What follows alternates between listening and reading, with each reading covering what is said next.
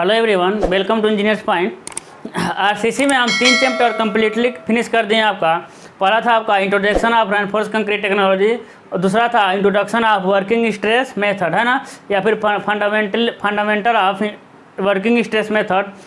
इससे पहले हम बताए थे आपको शियर एंड बॉन्ड स्ट्रेंथ, है ना, हम होल्ड किए थे। हमको बताना था आपका singly reinforce concrete beam, doubly reinforce concrete beam, T beam और कॉलम, है ना। तो 1-2 लेक्चर में सारे चैप्टर फिनिश होते जाएंगे, इसमें कोई दिक्कत नहीं है। और आपको बताना था एक लिमिट स्टेट मेथड का इंट्रोडक्शन, है ना, इंट्रोडक्शन बताना था लिमिट स्टेट मेथड का। तो अभी देखिए थोड़ा मेरे को थकान है क्योंकि अभी हम आए हैं, पता ही था आप लोगों को घूम के, ठीक है।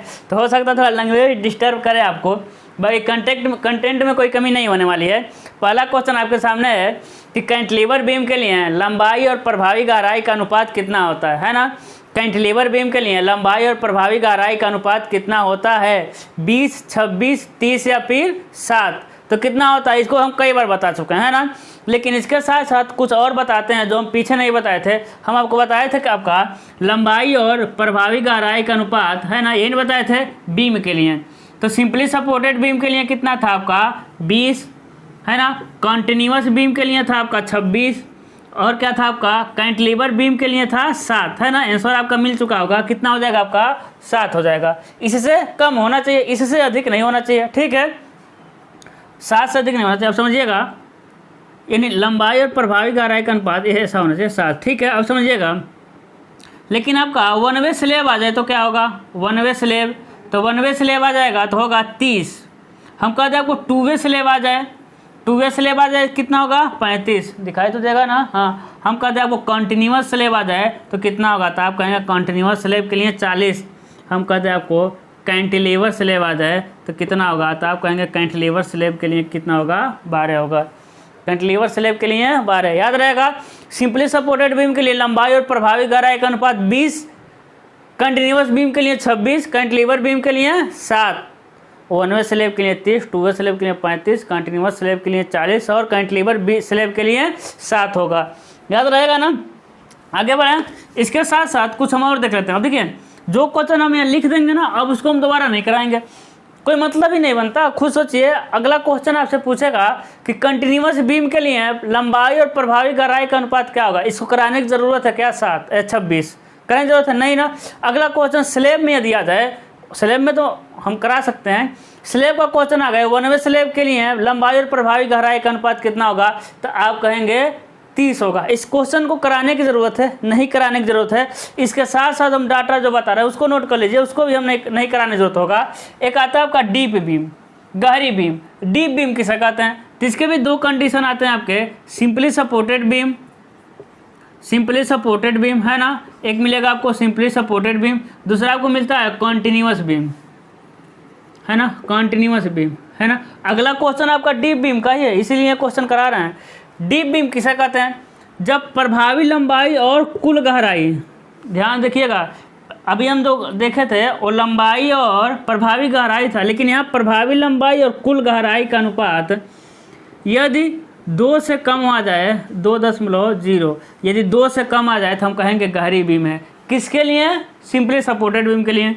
यदि प्रभावी लंबाई और कुल गहराई का अनुपात 2.5 से कम आ जाए, किसके लिए, कंटिन्यूस बीम के लिए, तो हम कहेंगे ये मेरा बीम कौन सा बीम है, डीप बीम है। कौन सा बीम है, डीप बीम। अब डीप बीम पे जितने भी क्वेश्चन आएंगे हम बताएंगे, क्योंकि डीप बीम कहाँ यूज़ करते हैं, क्यों यूज़ करते हैं, वो हम आगे देखेंगे, है ना। एक क्वेश्चन भी याद रखिएगा आप लोग, थोड़ा सा अंतर है। प्रभावी उसमें था सिर्फ लंबाई और प्रभावी गहराई, लेकिन ये प्रभावी गहराई लंबाई और कुल गहराई का अनुपात है ना। आगे बढ़ें, चलिए बढ़ते हैं आगे। अब क्या था ना, ये जो वीडियो अभी जो हम देख रहे हैं, ये वीडियो एक बार पहले बना चुके थे, हाँ। बनाने के बाद हम एडिट कर रहे थे, उसी में डिलीट हो गया। और समझिए कि मतलब कि एक तो ऐसा ही किसी की थके थे, किसी तरह बनाए थे, फिर वो भी डिलीट हो गया। फिर क्योंकि इसी को एक बार पढ़ा चुके हैं, फिर दोबारा पढ़ाइए, मन ही नहीं करता है पढ़ाने का, है ना। तो देखिए अगला क्वेश्चन क्या कर रहा है, अगला क्वेश्चन कर रहा है आपका कुछ नहीं है, और पूछ रहा है आपका घनत्व पूछ रहा है आरसीसी का, सबको पता है 25,000, है ना। कर रहा है आपका कि कैंटिलीवर बीम के लिए तनुता अनुपात की सीमा होती है, या फिर डायरेक्ट क्वेश्चन है आपका, कैंटिलीवर बीम के लिए कैंटिलीवर बीम के लिए तनुता अनुपात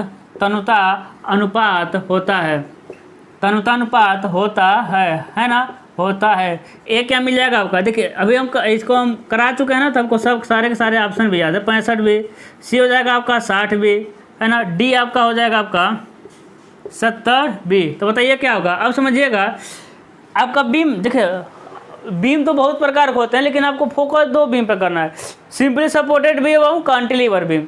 किस पे फोकस करना है आपको, सिंपली सपोर्टेड बीम और cantilever beam.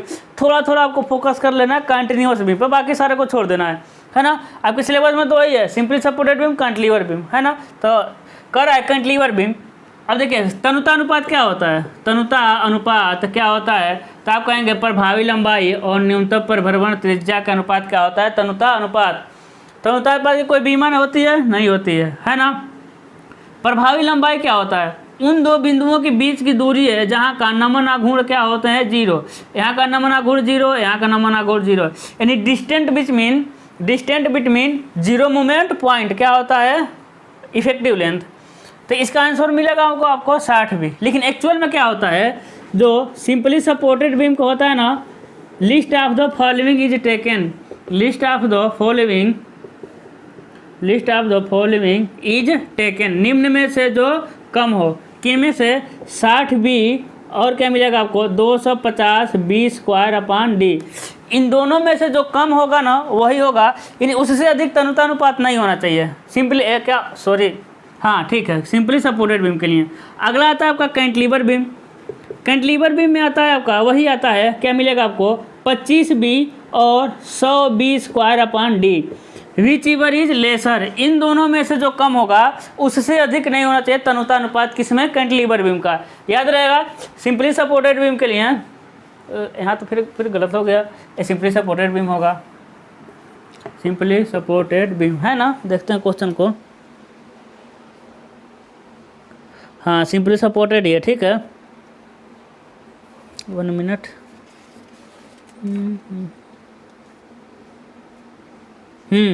Simply supported beam के लिए ये वाला क्वेश्चन जो है आपका सिंपली सपोर्टेड, जैसा यहाँ सही लिखे हैं, ठीक है। सिंपली सपोर्टेड बीम के लिए 60 भी, 250 भी स्क्वायर अपन डी, और 25 भी और 100 भी स्क्वायर अपन डी। सही है, आगे बढ़ें, है ना। हम पहले क्लास में शुरू में ही बोल दिए, एक तो डिलीट हो गया था और मूड डिस्टर्ब है, और दूसरा कि थके हैं, है ना। चलिए कोई बात नहीं, देखते हैं अगला क्वेश्चन क्या कह रहा है, दिखाई दे रहा है ना। अगला कह रहा है कि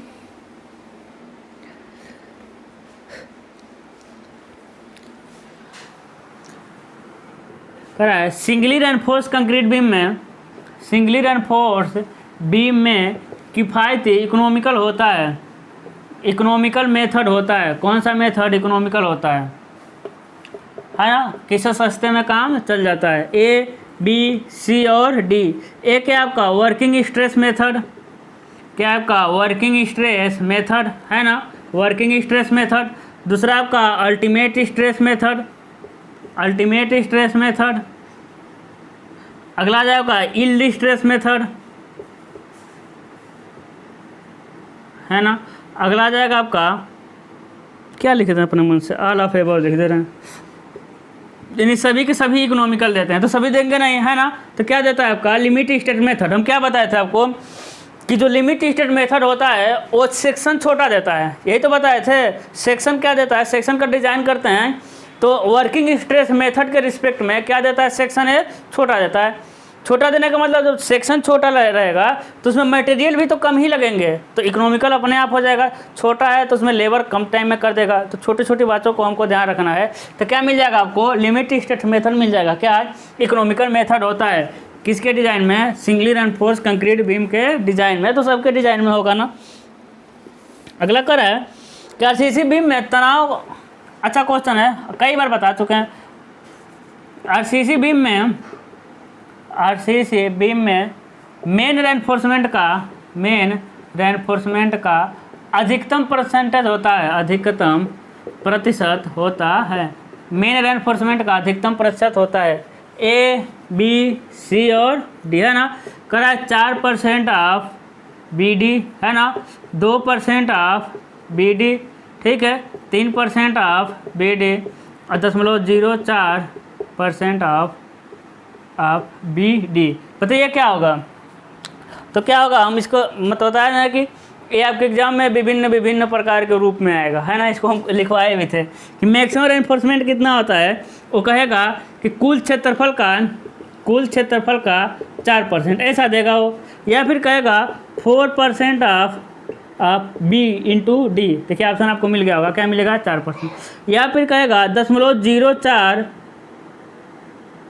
गुणे BD, ऐसा भी कहेगा ना। या फिर कहेगा 0.04 गुणे ग्रास एरिया, यानी कुल क्षेत्रफल। ठीक है, ऐसा कहेगा वो। तो आपको इतना रूप में आएगा, आपको समझ जाना है 4% वाला।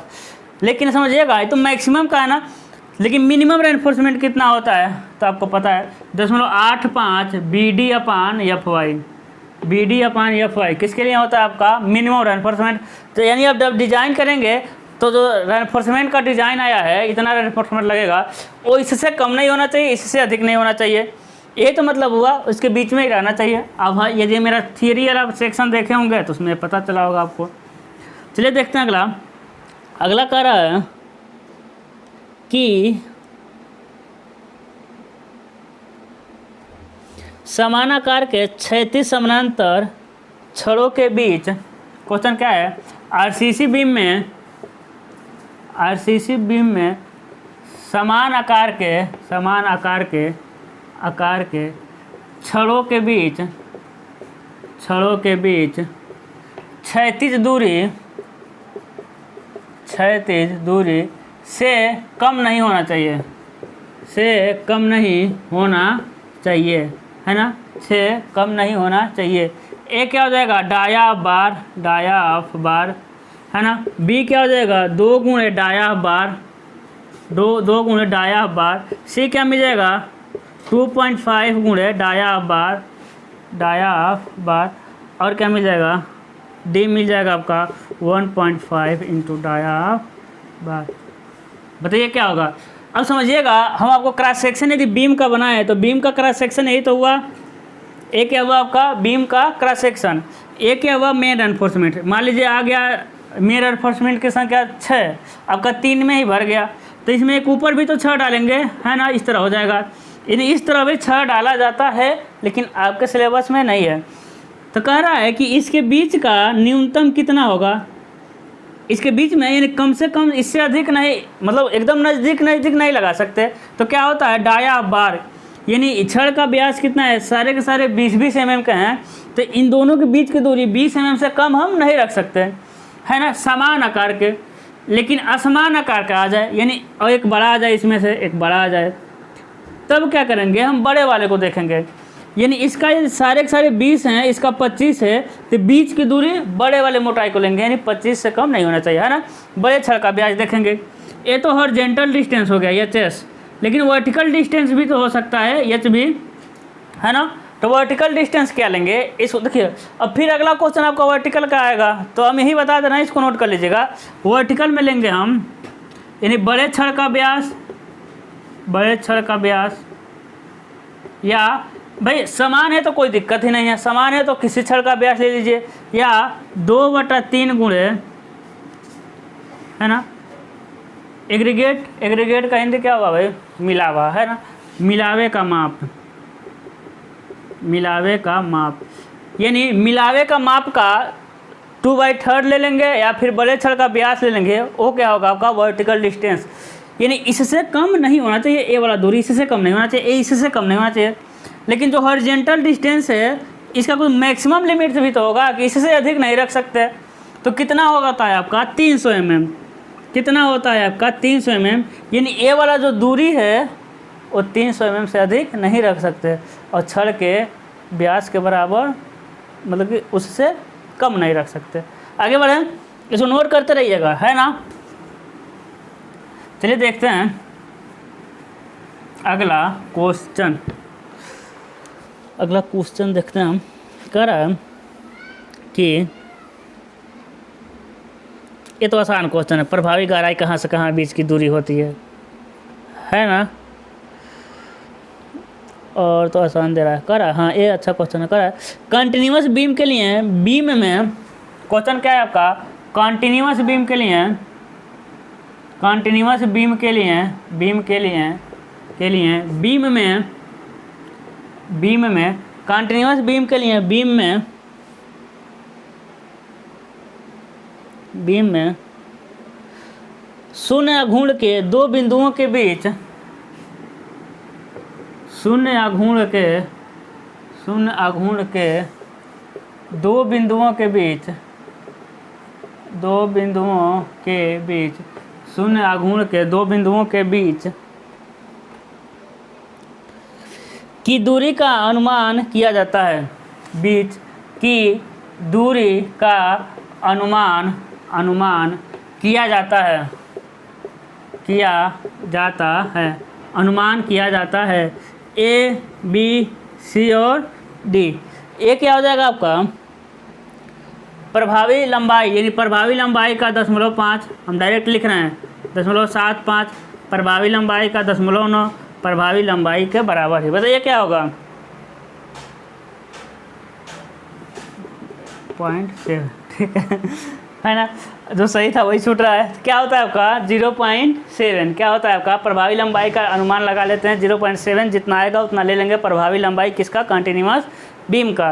कहने का मतलब है कंटिन्यूअस बीम में जो प्रभावी लंबाई होता है distance between zero movement point, इसमें भी हम 0.7 से गुणा करने के बाद जो मेरा वैल्यू आएगा उसको हम मानेंगे प्रभावी गहराई, सॉरी प्रभावी लंबाई, है ना। सिंपली सपोर्टेड बीम के लिए प्रभावी लंबाई क्या होता है, क्या होता है आपका शुद्ध लंबाई प्लस प्रभावी गहराई। किसकी बात कर रहे हैं, सिंपली सपोर्टेड बीम का शुद्ध लंबाई प्लस प्रभावी गहराई, या फिर होता है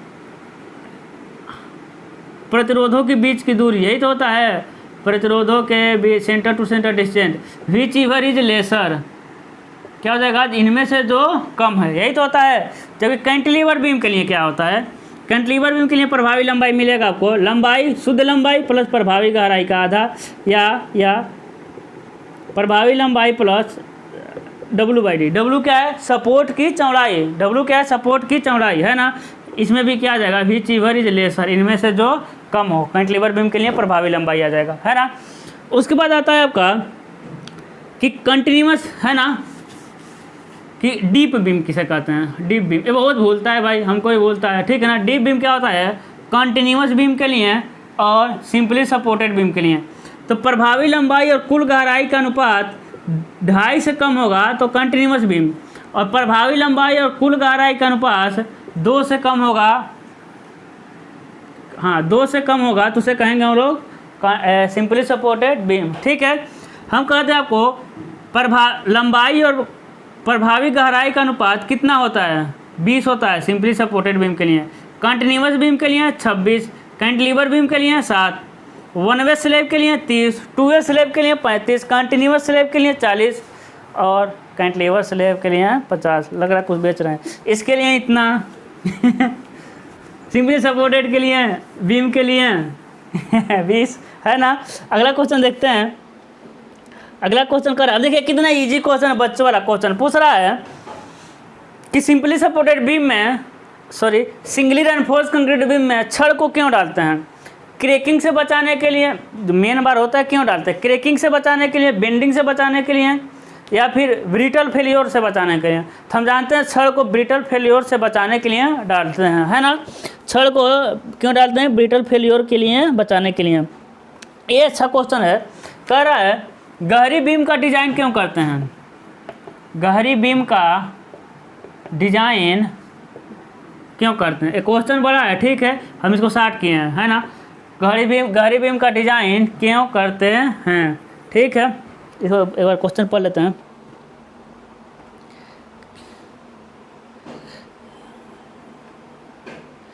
हाँ, किसको रोकने के लिए, क्वेश्चन क्या है आपका, ए क्वेश्चन है, दिखाई दे रहा है ना।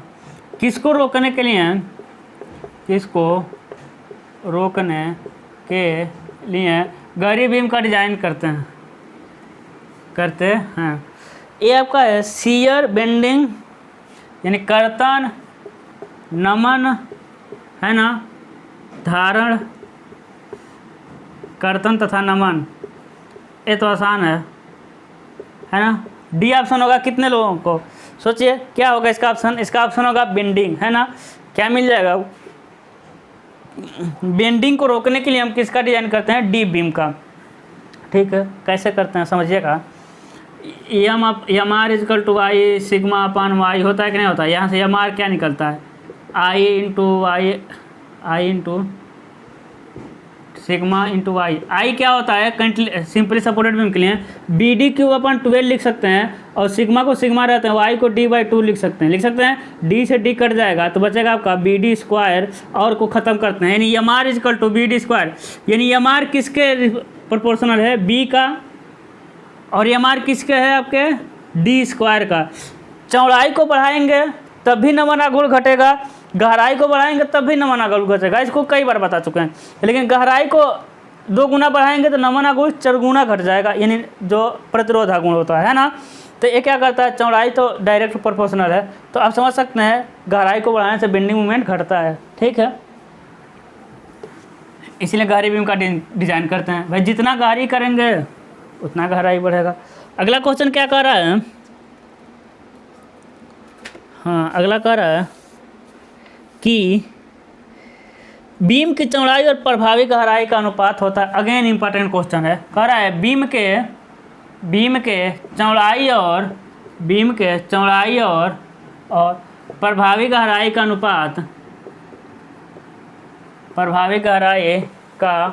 अनुपात होता है ना। ए बी सी और डी 0.20, 0.25, 0.50 और 0.75 है ना। तो कितना होता है आपका, 0.5 है ना। कितना होगा, 0.50। हम आपसे पूछते हैं भाई चौड़ाई और प्रभावी गहराई का अनुपात 0.5 आया है, तो क्या गहराई और चौड़ाई का अनुपात नहीं जान सकते क्या, जान सकते हैं। कितना होगा, चलिए हम बी को ना कैपिटल बी बना रहे हैं, समझने में आसानी होगा। चौड़ाई का अनुपात कितना हो जाएगा, 10.5। कितना हो जाएगा भाई, यहाँ जाएगा 1/10.5। उल्टा करना है हमको, है ना, क्या करना, उल्टा करना है। इधर 10 आ जाएगा 2, यानी गहराई और प्रभावी गहराई और चौड़ाई का अनुपात कितना होता है, 2। हम ये भी कह सकते हैं प्रभावी गहराई चौड़ाई का कितने गुना होता है, 2 गुना होता है। ये सारे क्वेश्चन आ सकते हैं। ठीक है, आगे बढ़े। कितना मिनट हो गया,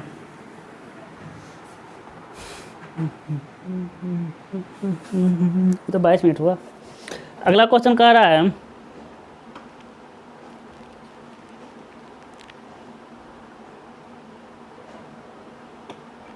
अगला क्वेश्चन क्या कह रहा है,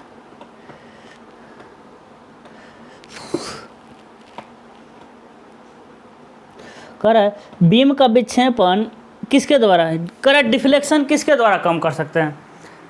कह रहा है, देखिए तो क्वेश्चन क्या है कि बीम का डिफ्लेक्शन यही तो डिफ्लेक्शन होता है, बीम डिफ्लेक्ट हो गया ऐसा, तो बीम का, अरे ऐसा हो गया भाई, फिगर नहीं बन पाता है। ए बीम हो गया, ए सपोर्ट हो गया, है ना। ए डिफ्लेक्शन कैसे हो जाएगा, ऐसा हो जाएगा। ए बीम का हो गया डिफ्लेक्शन। तो अब बीम का डिफ्लेक्शन कर लीजिए, है ना, या बीम का बेंडिंग कर लीजिए, या बीम का स्लोप मिल जाएगा। यानी जब बीम बेंड होगा तभी आपको डिफ्लेक्शन मिलेगा और तभी आपको स्लोप मिलेगा। तो बीम बेंड होने से कैसे बचा सकते हैं, बीम को गहरा बना सकते हैं। ऑप्शन यही मिला है आपको कि बीम की गहराई बढ़ाकर, बीम की लंबाई बढ़ाकर। तो लंबाई बढ़ाएंगे तो और बेंड होने लगेगा। कैसे बेंड होगा, क्योंकि बेंडिंग मोमेंट कैसा होता है, WL²/8। भाई लंबाई बढ़ाएंगे तभी बेंडिंग मोमेंट बढ़ेगा, लोड बढ़ाएंगे तभी बेंडिंग मोमेंट बढ़ने वाला है। गहराई बढ़ाने से बेंडिंग मोमेंट क्या होता है, कम होता है। इसलिए तो डीप बीम का डिज़ाइन करते हैं। याद करिए, डीप बीम का डिज़ाइन ही क्यों करते हैं, उसकी बेंडिंग को कम करने के लिए। और बेंडिंग कम होगा, डिफ्लेक्शन मिलेगा ही नहीं, है कि नहीं। आसान समझ आ रहा है।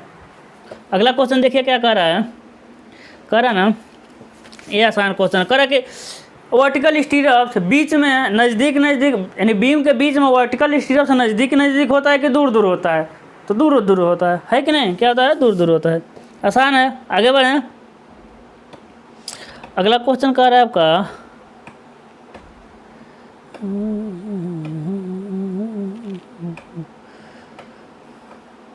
अब तो क्वेश्चन कोई लायक नहीं है, है ना। अब सब क्वेश्चन कराया जा चुका है।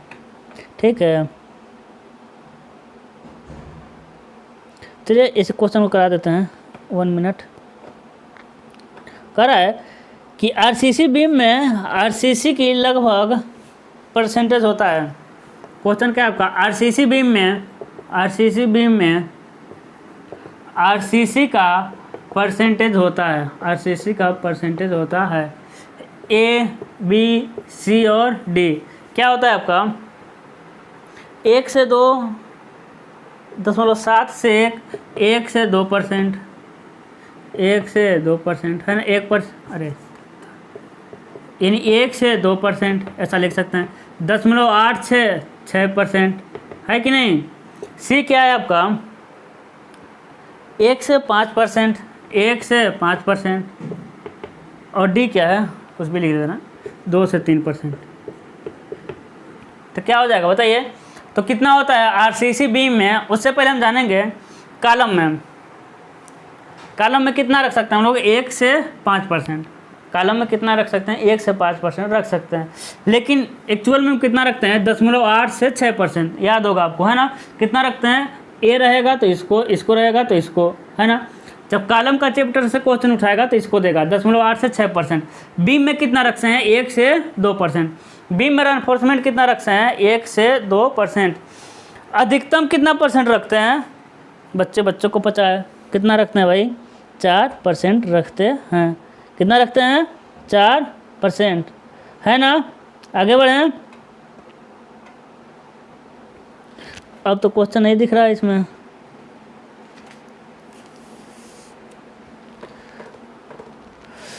तो आज के लिए इतना ही रहने देते हैं, है ना। आपका सिंगली रेनफोर्समेंट ऐसा नहीं है, क्वेश्चन नहीं है, क्वेश्चन तो मतलब कि मेरे पास तो क्वेश्चन का खजाना है, लेकिन वो क्वेश्चन आपके लिए नहीं है ना। इसलिए देखते हैं कि नीचे देखने में थोड़ा हमको टाइम लग जाता है, वो हाई लेवल का क्वेश्चन है तो आप लोगों के लिए नहीं होता है। तो सिंगली रेनफोर्स कंक्रीट बीम खत्म हो गया। इसके बाद सिंगली रेनफोर्स बीम है क्या भाई, कुछ तो नहीं, एक बीम है, उसमें छड़ है, छड़ हॉरिजॉन्टल वर्टिकल स्टीयर्स के बारे में देख ही चुके हैं, मेन बार के बारे में इंट्रोडक्शन में देख चुके हैं। अब हम शुरू करेंगे आपका डबली। उसके देखिए कितना चैप्टर आपका बचा है, डबली बचा है, स्लेब बचा है, और क्या बचा है आपका, टी बीम कॉलम। 4 चैप्टर बचा है, 4 लेक्चर में ख़त्म हो जाएगा, है ना। और सर्वे में कितना लेक्चर बचा है, एक ही तो बचा है, एक ही आपका मतलब मेजर जो है एक ही चैप्टर बाकी है लेवलिंग का, है ना। तो ख़त्म हो जाएगा, डोंट वरी।